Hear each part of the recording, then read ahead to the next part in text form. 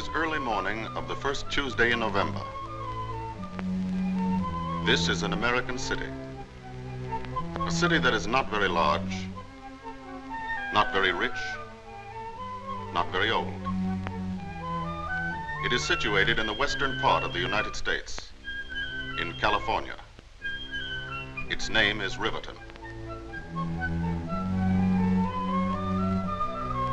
The woman in the car is Mrs. Dawson, one of Riverton's 15,000 residents.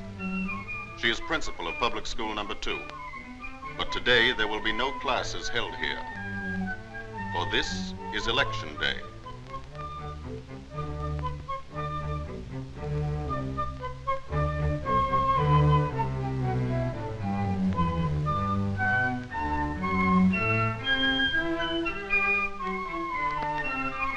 This classroom is one of the 130,000 places the country over in which American citizens are going to cast their votes today. This is the table where the voters' names will be checked. The locked ballot box and the polling booth.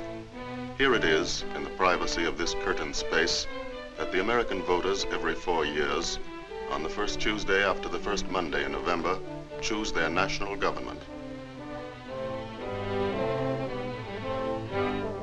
Here come Mrs. Dawson's colleagues on the election board of Riverton's 7th precinct, each representing one of the major political parties.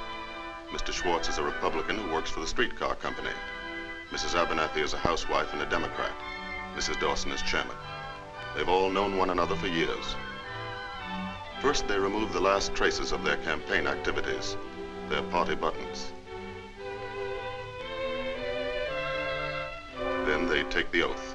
You swear to defend the Constitution of the United States of America and perform your duties as members of the election board to the best of your ability, so help you God. I do. I do. This makes them responsible for seeing that the voting here today takes place according to the laws of the land. And now the polls are open.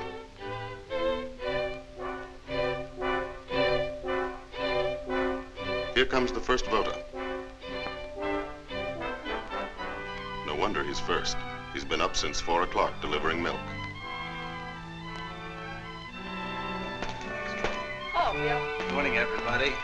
Top line, you're the very first one. Right on the dot. Always like to vote early. Gives the Republicans a temporary lead. Here's your ballot, Bill. Thanks. Right in there.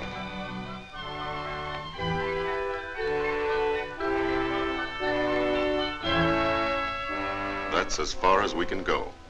Remember, this is a secret vote. No one ever sees another person mark his ballot. However, if we did have miraculous powers, and if we were able just this once to follow Bill Johnson, this is what we'd see. He votes first for the chief executives, the President and Vice President of the United States. Next, he votes for a senator from his state, then a representative from his district. This man is casting his vote for a government of his own choosing under the Constitution of the United States.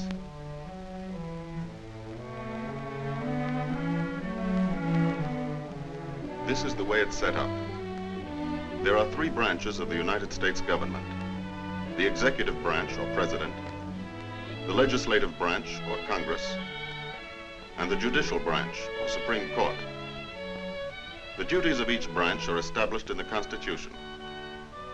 Let's see how they work. The president is the executive head of the nation. He initiates all important policies, such as treaties with other governments and the conduct of national affairs. He is the commander-in-chief of the Army and the Navy, an important consideration in a wartime election. The vice president is the president's legal successor. The president keeps him informed on matters of state and policy. The vice president, by custom, sits as a member of the president's cabinet. The cabinet members are the heads of the executive departments of the government, such as the State Department, War Department, Treasury Department, Department of the Interior, of Labor, Commerce, and so on. The cabinet advises the president on matters of policy. The powers of the president and his helpers are limited, for this is a government not of men, but of laws, based upon the Constitution. Congress makes the laws. It is a parliament which, unlike many democratic parliaments, has no direct connection with the executive branch. This branch of the government is made up of two houses, the Senate and the House of Representatives. A law may originate in either house, but must be approved by both of them. When a bill is passed by both houses, it is sent to the president. If the president also approves the bill, he signs it. It then becomes law. The president may veto a bill passed by the Congress. But Congress may still, by a 2/3 majority, make the bill law. Although the chief responsibility of Congress is that of making laws, certain other responsibilities are delegated to the two houses. In the Senate, or upper house as it is called, each of the 48 states in the nation is represented by 2 elected members, making a total membership of 96. Small states and large have equal representation in the Senate. The Senate has 2 important functions aside from its lawmaking duties: to pass on important presidential appointments and to approve or reject all treaties with other nations initiated by the president. When a treaty is under consideration, the members of the Senate express their opinions, either of approval or of disapproval, and then a vote is taken. If 2/3 of the Senate approves of the treaty, it is in effect. In the House of Representatives, or lower house, each of the 48 states is represented in proportion to its population. The more populous of the states have the greater number of members in the House of Representatives. All measures dealing with the appropriation of money for the nation's use originate and are controlled in the lower house. The money appropriated is turned over to the president for expenditure. And the president, with the aid of the cabinet, spends the money in the manner decided upon by the Congress, whether it be for purposes of peace or of war. Although the Congress of the United States makes the laws of the land, its powers are also limited by the Constitution. As a check on both executive and legislative branches of the government, there is a third branch, the judicial.